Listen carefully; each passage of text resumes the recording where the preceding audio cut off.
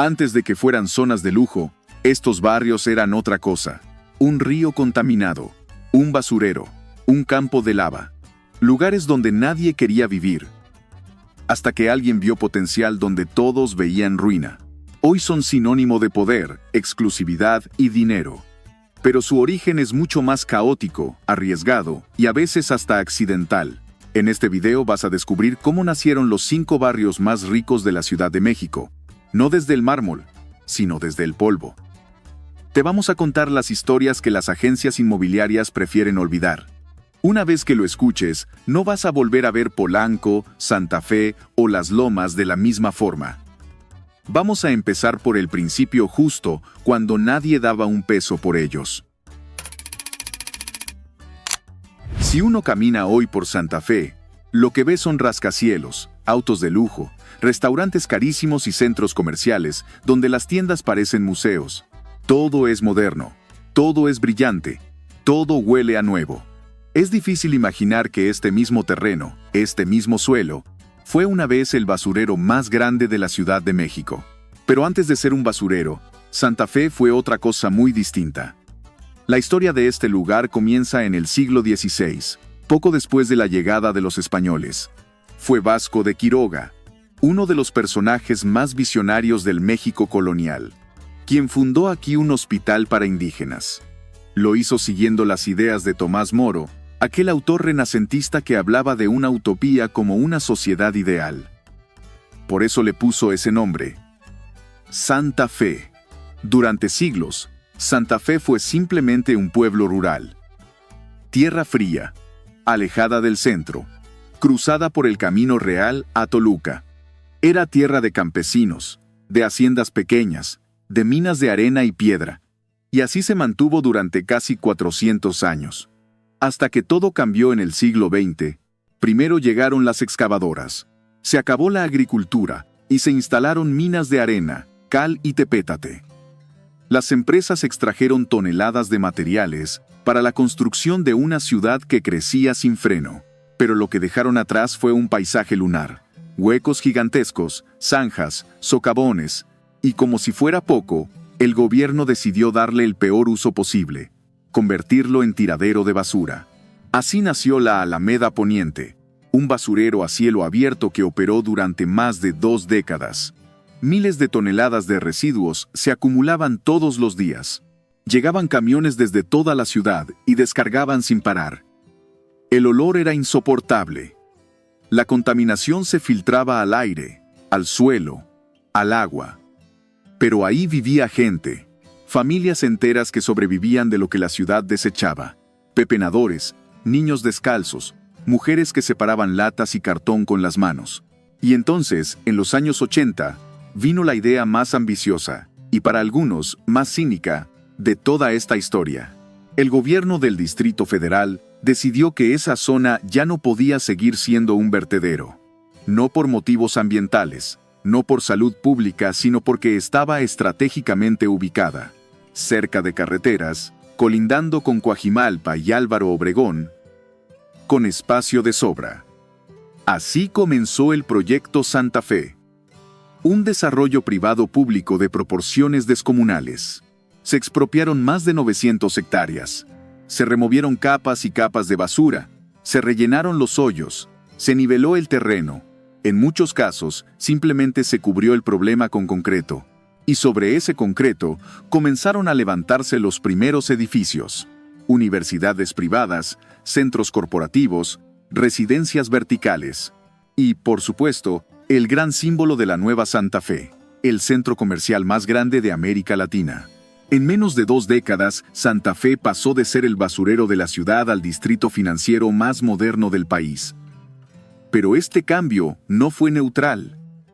Miles de personas que vivían ahí fueron desplazadas. Muchos nunca fueron reubicados. Otros terminaron en asentamientos irregulares en los bordes de la zona. Porque aunque Santa Fe hoy brille como un emblema de desarrollo, todavía guarda una herida. La brecha entre los que viven dentro de las torres y los que apenas sobreviven a unas cuadras de distancia.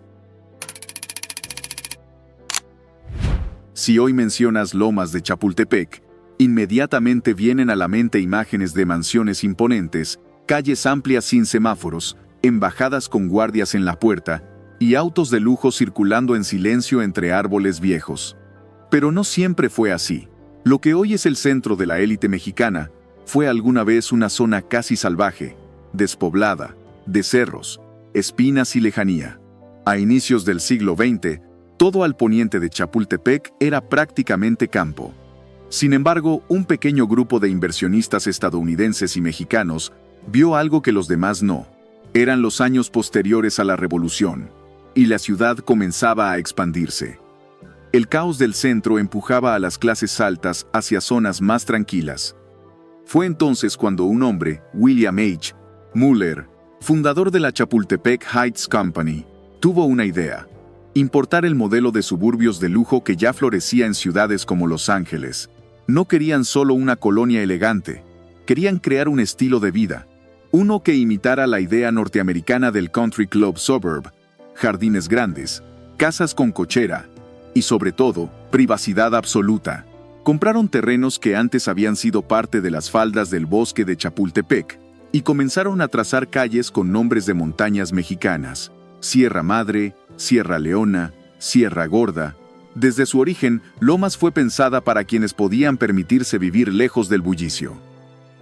Sin transporte público, sin comercios populares, sin tránsito constante.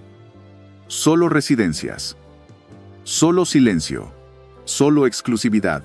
Durante las décadas de 1930 y 1940, Lomas se consolidó como la nueva zona dorada. El lujo era una constante, pero también lo era la distancia, ya que la colonia estaba diseñada para que nadie llegara si no tenía que llegar. Sin embargo, en los años 70 y 80, muchas casas antiguas comenzaron a ser demolidas para dar paso a construcciones más modernas. Algunas se convirtieron en embajadas, otras en residencias minimalistas que parecían más museos que hogares. Pero el prestigio nunca desapareció. Hoy en día, Lomas de Chapultepec sigue siendo una declaración de poder. Aquí viven figuras del entretenimiento, del deporte, la política y, sobre todo, de los negocios. También es hogar de algunas de las casas más caras del país, con precios que no se anuncian en Internet. Si tienes que preguntar cuánto cuesta, no puedes vivir aquí. Es difícil imaginar que el mismo lugar donde hoy brillan los escaparates de Louis Vuitton y se sirven platos de autor en restaurantes con lista de espera de semanas, alguna vez fue simplemente campo, árboles dispersos, tierra seca y el murmullo de un arroyo que bajaba desde Chapultepec. Así era Polanco. Un sitio sin prisa, sin historia escrita, sin plan aparente. Hasta que, en la década de 1930, un grupo de desarrolladores tuvo una idea que, en ese momento, sonaba más a locura que a estrategia. ¿Quién apostaría por construir casas de lujo en medio de lo que básicamente era el rancho de la ciudad? Pero lo hicieron. Las tierras donde nacería Polanco pertenecieron alguna vez a la hacienda de San Juan de los Morales, un terreno heredado de las concesiones dadas a Hernán Cortés tras la conquista. Y por siglos, no pasó mucho. El cambio vino con una empresa, de la Lama y Basurto. Arquitectos e ingenieros con visión, que en lugar de copiar lo que ya existía en zonas como la Roma o la Condesa, decidieron apostar por algo nuevo. No solo casas bonitas, no solo fraccionamientos, querían una colonia jardín, calles amplias, arboladas, con parques y glorietas, sin transporte público, sin comercio masivo. Sin embargo, después de la Segunda Guerra Mundial, todo cambió. México se convirtió en refugio de inmigrantes europeos, muchos de ellos con dinero, educación y cultura, judíos polacos, españoles republicanos, libaneses, franceses, alemanes. Familias que querían comenzar de nuevo, lejos de la guerra y la persecución, pero con dignidad, y vieron en Polanco una oportunidad. Espacio, calma, prestigio en construcción. Durante los años 50 y 60, las casonas coloniales californianas de Polanco se llenaron de vida. Niños en bicicleta, panaderías kosher, carpinterías, librerías pequeñas. No era aún el barrio de los millonarios, pero sí el de la clase alta culta. Arquitectos, médicos, diplomáticos, artistas, Un barrio con estilo, pero sin arrogancia. Y entonces llegó la ola del crecimiento económico. Para los años 80, la ciudad necesitaba un nuevo centro comercial, un nuevo lugar donde gastar, invertir, ostentar. La Roma estaba en decadencia. La Condesa era artística pero desdada. Y Lomas de Chapultepec, aunque seguía siendo prestigiosa, estaba demasiado aislada. Polanco, en cambio, estaba en el punto exacto. Fue en esta época cuando comenzó la transformación profunda. Las casas fueron vendidas, demolidas, convertidas en edificios. Se construyeron departamentos de lujo, oficinas, tiendas. Mazarik se convirtió en la avenida más cara del país. Y sin que nadie se diera cuenta, Polanco pasó de ser un barrio residencial elegante a una vitrina del consumo de alto nivel. Pero esa transformación tuvo su precio. Muchas familias que habían vivido ahí por generaciones tuvieron que irse. Por eso es que hoy vivir en Polanco es una declaración, no solo de estatus económico, sino de pertenencia a un mundo que gira más rápido, más caro, más alto. La colonia se convirtió en una especie de club privado al aire libre, donde todo es bello, caro y en cierta forma excluyente. Bosques de las Lomas no nació como los demás barrios ricos de la ciudad. No evolucionó desde un pueblo, ni surgió de tierras heredadas por algún conquistador, ni fue parte de un plan urbanístico de principios del siglo XX. Bosques fue creado desde cero, como quien diseña una maqueta en papel mantequilla y luego la convierte en realidad. En los años 50 y 60, la Ciudad de México comenzaba a crecer como una bestia sin control. El centro histórico estaba saturado. La Roma y la Condesa ya no eran lo que fueron. Lomas de Chapultepec marcaba la pauta para la alta sociedad, pero el espacio comenzaba a escasear. Se necesitaba más terreno, más privacidad, más exclusividad, algo nuevo. Y es ahí donde aparece un hombre con una visión. Carleton F. Boyle. Un empresario estadounidense que había trabajado para la Lock Joint Company y que quedó fascinado con la idea de diseñar un fraccionamiento que no solo fuera exclusivo, sino completamente distinto a todo lo que existía en la ciudad. Le compartió esa idea a su amigo, Carlos Trullet, uno de los hombres más ricos y poderosos de México en esa época. Trullet tenía algo aún más valioso que el dinero: tierra. A diferencia de las colonias tradicionales, con su traza ortogonal y lotes pequeños, Bosques fue diseñado con curvas, desniveles, vialidades orgánicas que seguían la forma natural del terreno. Las casas no serían pareadas ni modestas. Cada una tendría su propio espacio, su propio estilo, su propia reja. Pero había un reto. Nadie quería irse tan lejos. El camino para llegar era malo. No había centros comerciales, ni escuelas, ni iglesias, ni gasolineras. Solo cerros y silencio. Pero Boyle y Trullet no se detuvieron. Empezaron a vender la idea, literalmente. Primero a empresarios con visión, luego a diplomáticos, más tarde a arquitectos. Cada casa que se construía era una obra única, cada familia que llegaba, una inversión en el prestigio colectivo. Y funcionó, poco a poco. Tener una casa ahí significaba estar a la vanguardia. Durante los años 80 y 90, el barrio se consolidó, apareciendo las primeras plazas comerciales de alto nivel. Los colegios privados más caros del país abrieron sucursales ahí. Los salones de fiestas empezaron a llenarse de camionetas blindadas. La calle de Ahuehuetes, una de las más icónicas del fraccionamiento, se convirtió en sinónimo de casas multimillonarias, muchas de ellas invisibles desde la banqueta. En la actualidad, Bosques de las Lomas es uno de los lugares más caros para vivir en América Latina. Las casas se venden en dólares. Y sin embargo, hay algo casi invisible que lo conecta con su origen. Esa sensación de estar por encima de todo. No solo físicamente, porque muchas de sus calles están literalmente sobre las montañas, sino simbólicamente. Aquí no se comparte ciudad. Se observa desde arriba. Antes de que llegaran los arquitectos, el Pedregal de San Ángel era pura piedra volcánica. Era, literalmente, lo que quedó de la erupción del Xitle, Ese volcán que hizo erupción hace más de 2000 años y cubrió la zona sur de lo que hoy es la Ciudad de México con una gruesa capa de lava solidificada. Durante siglos, nadie quiso vivir ahí. Pero todo cambió en los años 40. México vivía un momento de efervescencia cultural y modernización. La ciudad crecía. La clase media se expandía. Los intelectuales buscaban identidad. Y un grupo de arquitectos vio en ese terreno lo que nadie más había visto. Una oportunidad para reinventar el concepto de vivienda mexicana. Fue entonces cuando entró en escena Luis Barragán, el arquitecto más influyente del México moderno. Barragán no quería construir una colonia cualquiera. Él quería diseñar un manifiesto. Tomó esa tierra negra, salvaje, y propuso algo que en su momento sonó absurdo: conservar el terreno tal cual, y en lugar de adaptarlo, adaptarse a él.